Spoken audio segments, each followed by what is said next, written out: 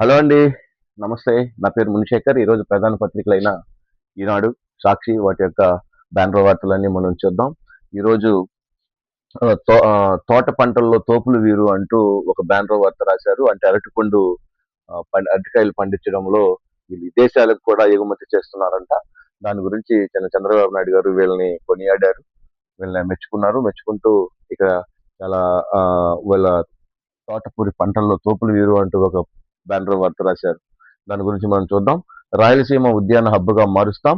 ఇప్పటికే పులివెందుల నియోజకవర్గంలో లింగాల మండలం ఉద్యాన పంటలు ప్రోత్సహించాం. ఇక్కడ రైతులు అద్భుత విజయాలు సాధించారు. ఐటీ పారిశ్రామిక సేవల కేంద్రంగా విరాజిల్లుతూ 6.58 లక్షల తలసరి ఆదాయంతో రాష్ట్రంలో అగ్రగామిగా ఉన్నటువంటి విశాఖపట్నాన్ని లింగాల వెనక్కి నెట్టింది. ఈ మండలంలో 7,26,931 తలసరి ఆదాయాన్ని నమోదు చేసి సరికొత్త రికార్డును సృష్టించింది. మిగిలిన ప్రాంతాల వారు ఇక్కడ రైతులకు ఆదర్శంగా ఉన్నారు అంటూ ఒక బ్యానర్ వార్తని మనం చూడొచ్చు.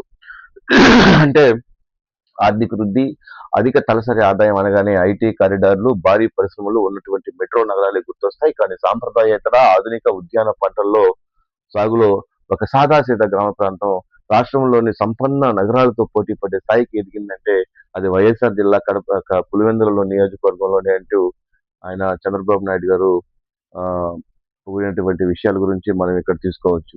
పోతే రిలయన్స్ భాగస్వామ్యంతో ఐఏఎస్ అంటూ ఒక బ్యానర్ వార్త రాశారండి. మదనపల్లిలో ఏర్పాటు చేస్తారంట. సామాజిక మాధ్యమాలతో కొందరికి బ్లాక్మెయిల్ చేస్తున్నారు. అంటే ఆయన అక్కడ మాట్లాడినటువంటి విషయాలు సైడ్ వేశారు. రిలయన్స్ భాగస్వామ్యంతో అన్నమయ్య జిల్లా మదనపల్లిలో ఇండియన్ స్కూల్స్ ఆఫ్ అగ్రికల్చర్ ఏర్పాటు చేస్తామని ముఖ్యమంత్రి చంద్రబాబు నాయుడు గారు ప్రకటించారు. వ్యవసాయాన్ని లాభసాటిగా మార్చడానికి ఆధునిక పద్ధతులు, సాంకేతికను ఇది ప్రోత్సహిస్తుందని ఆయన పేర్కొన్నారు. చిత్తూరు జిల్లాలోని సొంత నియోజకవర్గం కుప్పంలో ఆయన 3 రోజులు ఆదివారం వరకు పర్యటించారు. మీడియాతో ఇష్టాగోష్ఠిగా మాట్లాడారు. శాంతిపురంలో నందిగం ప్రసాద్ను హరిప్రసాద్కు చెందినటువంటి కృషి ఈసీ పౌష్టి పారాన్ని ప్రారంభించారు. కడప జిల్లాలో తెలుగుదేశం శ్రేణులు, రైతులు, అధికారులతో సమావేశమయ్యారు అంటూ ఒక బ్యానర్ వార్తని ఇక్కడ మనం చూడొచ్చు. పోతే నిన్న సముద్రంలో 7 గల్లంతయ్యారు కదా అండి. ఆ 7లో 6 ఇంకా కనిపించలేదంట. ఒకతను మాత్రం కనబడ్డారు. సముద్రంలో 6 మత్స్యకారులకు గల్లంతు.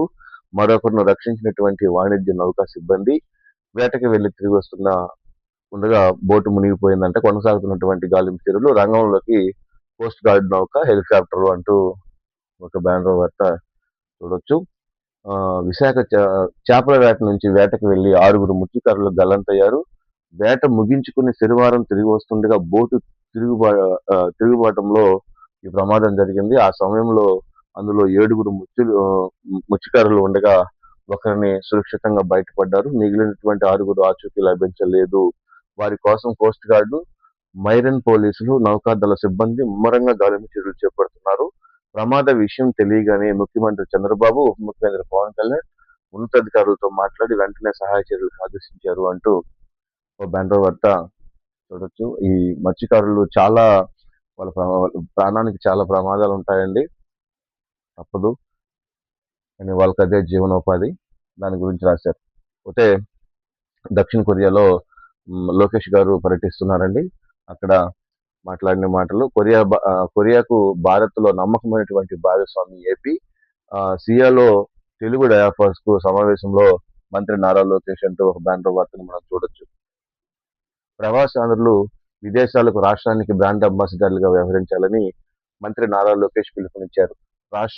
రాష్ట్రంలో అభివృద్ధికి గాథను ప్రతి చోట వివరించాలని సూచించారు. ఆదివారం నుంచి వారం పాటు దక్షిణ కొరియా పర్యటనలో భాగంగా సియాల్లో తెలుగు డయాస్పోరా వాళ్ళలో ఈయన సమావేశమయ్యారు అంటూ ఒక బ్యానర్ వార్తని మనం చూడొచ్చు. పోతే పెంట్ స్టిక్ గుడ్లంట రంగురంగులుగా బంతులుగా కనిపిస్తున్నటువంటి ఇవి స్ట్రింక్ బంగ్ అంటే ఓ రకమైనటువంటి కీటకమైన గుడ్లు అంటండి ఇవి. దాని గురించి ఒక వార్త రాశారు. పోతే ఎల్నివో పడగ నీడల్లో ఖరీఫ్ రాష్ట్రంలో సాధారణ కంటే 28.9 తక్కువ వానలు పడ్డాయంట. 16 జిల్లాలో లోటు వర్షపాతం, కొన్ని మండలాలకు మాత్రం ఆశాజనకం అంటూ ఒక వార్తని రాశారు. ఈ ఎండల ప్రభావం వల్ల అనుకున్నంత స్థాయిలో అయితే వర్షాలు పడటం లేదు. దాని గురించి ఒక వార్త రాశారు. పోతే యూట్యూబర్ రావణ్పై దోషద్రోహం కేసు, ఉపా చట్టంతో సహా పలు సెక్షన్ల కింద కేసు నమోదు, అరెస్ట్ చేసినటువంటి గన్నవరం పోలీసులు అంటూ ఈయన రావణ్ ఉన్నాడు కదా అండి, ఆయన గురించి ఒక వార్త రాశారు. ఆయన మీద దేశద్రోహం కేసు పెట్టారంట. ఆ వార్త ఒకటి రాశారు. మనకు నోరుంది కదా అని చెప్పి ఎలా పడితే అలా మాట్లాడకూడదు అనేది, ఎట్ట పడితే అట్ట మాట్లాడాడు. మావోయిస్టులు భావజాలాన్ని వ్యాప్తి చేసేలా, సాయుధ తిరుగుబాటును ప్రోత్సహించేలా రెచ్చగొట్టేటువంటి వ్యాఖ్యలు చేశారనే ఫిర్యాదుతో యూట్యూబర్ రావణ్ బుచ్చయ్య కుమార్ జోసెఫ్ పై ఈయన కృష్ణా జిల్లా గన్నవరం పోలీసులు కేసు నమోదు చేశారు. దేశ సార్వభౌమాధికారం, ఐక్యతను, సమగ్రతను భంగం కలిగిస్తూ దేశ ద్రోహానికి పాల్పడ్డారంటూ బిఎల్ఏలోని 152వ సహా పలు సెక్షన్ల కింద చట్ట వివిధ చర్యలు, కార్యకలాపాల నిరోధక చట్టంలో సెక్షన్ల కింద ఆయన అభియోగం మోపారు అంటూ ఒక వార్తని మనం చూడొచ్చు. పోతే బీచ్ శాండ్ కు ఆంధ్ర బ్రాండ్ అంటూ ఒక వార్త ఉందండి. దేశీయ విదేశాలు పెంచాలని కేంద్ర యోచన, అందిపుచ్చుకునేలా రాష్ట్ర ప్రభుత్వం ప్రణాళిక, టైటానియం స్టాటిస్టిక్ మినరల్ పాలసీ సిద్ధం, ప్రపంచ బ్యాంక్ సాంకేతిక ఆర్థిక సహాయం అంటూ ఒక బ్యానర్ వార్తని చూశారు. ఇప్పటిదాకా విదేశాలపై ఆధారపడుతున్న టైటానియం పిగ్మెంట్ మెడల్ దేశాల్లో ఉత్పత్తి చేయాలని కేంద్రంలో కసరత్తు చేస్తుండగా అందుకు ఆంధ్రప్రదేశ్ అనువైన ప్రాంతం అని గుర్తించింది.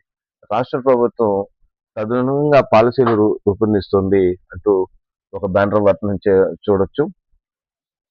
తర్వాత ప్లాట్ క్రమబద్ధీకరణకు లక్ష్య అంట, ఎల్ఎల్ఓలో పట్టణ ప్రణాళిక సిబ్బంది వసూలు, కార్యాచరణకు వచ్చినటువంటి పరిష్కారానికి ఫోన్లు, ముడుపులు ఇవ్వనటువంటి దరఖాస్తులు, కొర్రీలు అంటూ ఒక వార్తని మనం చూడొచ్చు. నెక్స్ట్ పేజీలోకి వెళ్దామండి. బ్యానర్ వార్తలు చూస్తున్నాం.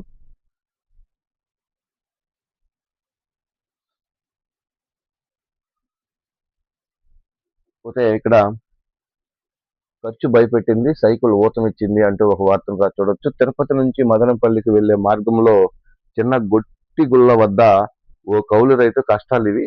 రైతు వెంకటరమణ, అతనికి 65 సంవత్సరాలు, ఎకరా పొలంలో వేరుశనగ పంట వేశాడు.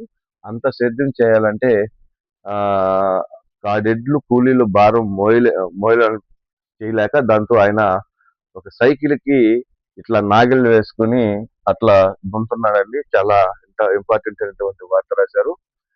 నిబద్ధతకు నిలువెత్తు శ్యామ్ ప్రసాద్ ముఖర్జీ అంటూ ఒక బ్యానర్ వార్తను మనం చూడొచ్చు. మీకు మా కంటిన్యూషన్ వార్తలు రాశారంటే రిలయన్స్ భాగస్వామ్యంతో ఐఏఎస్ అని చెప్పి మొదటి పేజీలో ఉంది కదా, దాని కంటిన్యూషన్ వార్త. యూట్యూబర్ పై రావణ్ పై దేశద్రోహం కేసు అని అది చూసాం. పోతే కరువు సీమకు పరిశ్రమల క్యూ అంటూ ఒక వార్తని చూడొచ్చు. చంద్రబాబు నాయుడు గారు కుప్పంలో మాట్లాడినటువంటి మాటల గురించి చేరండి. కరువు సీమకు పరిశ్రమల క్యూ, మారుతున్నటువంటి కుప్పం నియోజకవర్గ ముఖ చిత్రం. ఇప్పటికే 9,322 కోట్ల పెట్టుబడులు, ముందుకొచ్చినటువంటి 30 కంపెనీలు అంటూ ఆడు మాట్లాడినటువంటి మాటలు ఇక్కడ వేశారండి. కుప్పం రాష్ట్రంలోని చిట్ట నియోజకవర్గం. కరువు విలయతాండవం చేసేది.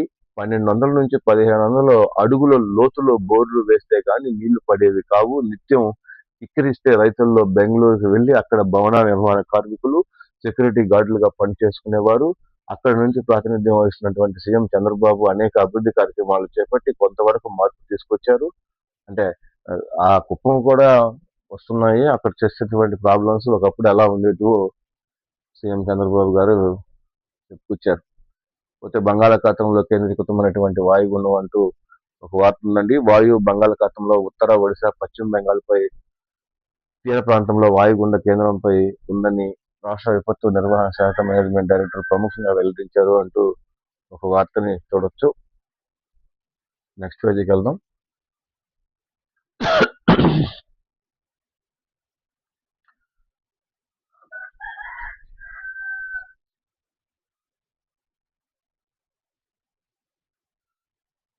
కొరియాలో తిరుగుతున్నాడు కదా అండి, దాని గురించి రాశారు. కొరియన్ చిప్ కంపెనీల పెట్టుబడులకు సహకరించాలి, కొరియన్ భారత రాయబారి గంగాలాల్ మంత్రితో లోకేష్ అంటూ ఒక బ్యానర్ వార్త చేసాం చూడొచ్చు. Semi conductor mission AP electronical policy 4.0కు అనుకూలంగా కొరియాకు చెందినటువంటి ఎలక్ట్రానిక్ కంపెనీ చీఫ్ దగ్గర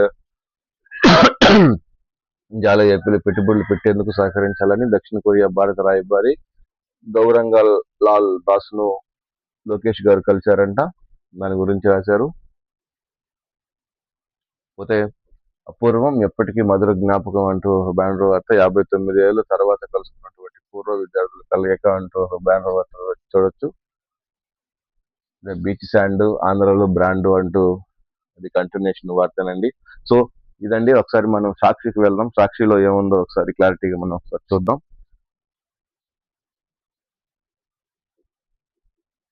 సాక్షిలో ఈరోజు బ్యానర్ వార్తలు ఒకసారి చూద్దామండి.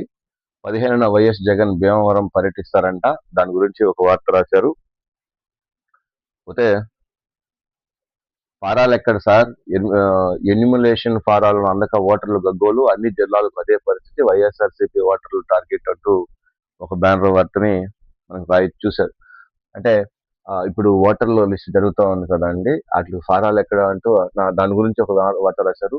ప్రతిపక్ష పార్టీ సానుభూతి పరులైనటువంటి ఓటర్లకు అందినటువంటి ఫారాలు ఇవ్వడం లేదంటూ పలు చోట్ల నిరసనలు. టీడీపీ కార్యకర్తలు నాయకులు ఇళ్లలో బిఎల్ఓలు వారు చెప్పినట్టు వాళ్ళకే ఎన్యుమిలేషన్ ఫారాలు, అందరూ ఒకే ఇంట్లో ఉన్న కొందరికి మాత్రమే ఓట్లు చేస్తున్నారు అంటూ, అంటే కొందరికి మాత్రమే ఓట్లు చేస్తున్నారు, వైఎస్ఆర్సీపీ పార్టీ వాళ్ళని మాత్రం తీసేస్తున్నారు అంటూ ఇక్కడ ఒక వార్త రాసుకొని వచ్చారు.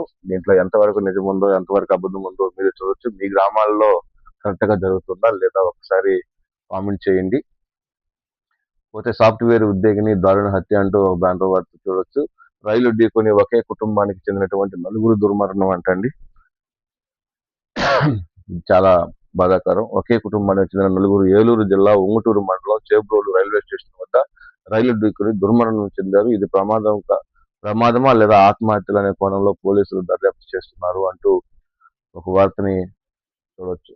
పోతే ప్రశ్నించే గొంతును నొక్కడానికి అత్యంత ప్రమాదకరమైన ధోరణి వైపు పోలీసులు వ్యవస్థను నడిపిస్తున్నారు అంటూ సీఎం చంద్రబాబుపై మాజీ ముఖ్యమంత్రి వైఎస్ జగన్ తీవ్ర ఆగ్రహం అంటూ ఒక బ్యానర్ వార్తను మనం చూడొచ్చు. గిరిజనుల్లో మహిళలు వ్యవస్థలను చేసి దాడి చేసి అరెస్టులు లేవు.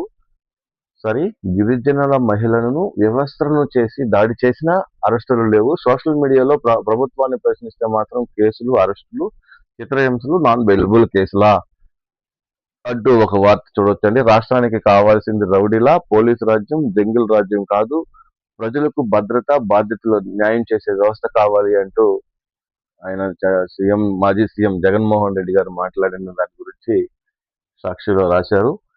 పోతే నడి సముద్రంలో చిక్కుకుని చేపల వేటకి వెళ్లి వేరు వేరు ప్రాంతాల్లో 2 బోట్లు గల్లంతు అంటూ ఒక బ్యానర్ వార్త చూడొచ్చండి.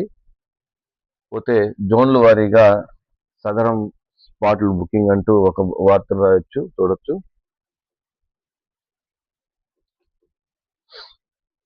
ప్రశ్నించి దాన్ని తట్టుకోలేకపోతే మమ్మల్ని చంపేయండి అంటూ మాట్లాడిన ఒక లేడీ మాట్లాడిన మాటలు రాశారండి. అది 3వ పేజీలో కంటిన్యూషన్ ఉంది. ప్రశ్నించడమే ఆయన చేసిన నేరమా, మాఫింగ్ వీడియోలు, తప్పుడు కేసులతో వేధిస్తున్నారు. యూట్యూబర్ రావణ్ భార్య అయిన అనుష ఆవేదన, మాకు ఏ పార్టీతో సంబంధం లేదు, నా భర్తది కమ్మ కులమే, పవన్ కళ్యాణ్ చేసిన వ్యాఖ్యలనే మా ఆయన మాట్లాడితే తప్ప మాపై పెట్టే కేసులు పవన్ కళ్యాణ్కి వర్తించవా అంటూ ఆవిడ మాట్లాడిన మాటలని ఇక్కడ రాశారు. కానీ ఆయన మాట్లాడింది మాత్రం అత్యంత దారుణమైనటువంటి మాటలు మాట్లాడాడు.